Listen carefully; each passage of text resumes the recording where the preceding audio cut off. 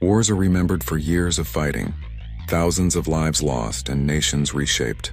But in 1896, the island of Zanzibar and the British Empire fought the shortest war in recorded history.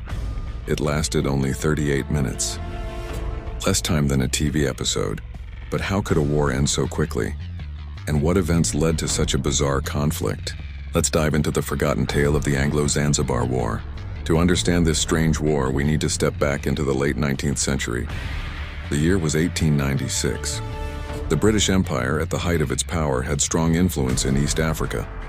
Off the coast lay Zanzibar, a wealthy island known for its spices, ivory, and as an unfortunate hub of the slave trade. Britain had signed treaties to abolish slavery, but they also wanted control of Zanzibar's throne.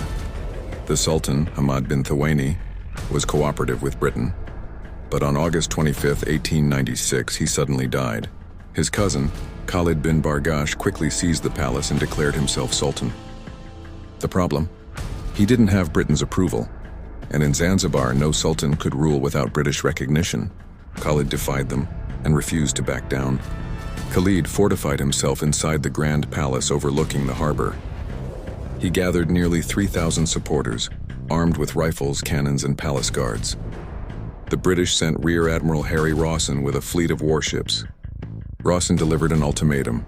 Khalid must step down by 9 o'clock in the morning on August 27th. Khalid ignored it. He believed the British would hesitate to fire, or that foreign powers might come to his aid. Meanwhile, his men pointed cannons toward the harbor. In the water, British warships prepared their guns. On land, nearly 900 Zanzibari loyalists to Britain stood ready. The island held its breath. At precisely 9 o'clock, the deadline expired. 1 minute later, the British opened fire. Shells slammed into the palace. Explosions tore through wooden walls. Flames engulfed the royal compound. Khalid's outdated cannons roared back, but they were hopelessly inaccurate. Within minutes, most of his defenses were destroyed. Soldiers fled or were cut down by the superior firepower. By 9:40, just 38 minutes after the first shot, the war was over. The palace lay in ruins. Khalid had escaped to the German consulate. His men were dead, wounded, or scattered.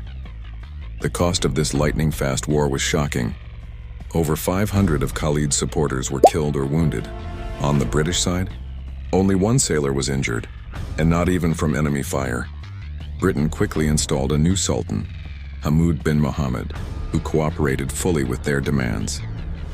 Zanzibar became another example of how far the empire's reach extended. Khalid never regained power. He lived in exile, his brief defiance remembered only as a strange footnote in colonial history. The Anglo-Zanzibar War is remembered today as the shortest war in recorded history. A war shorter than your lunch break, yet filled with lessons about arrogance, empire, and the crushing weight of global power.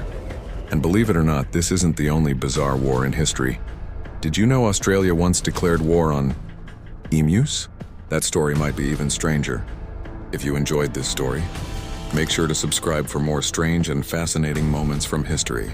And let me know in the comments, what is the weirdest historical fact you've ever heard?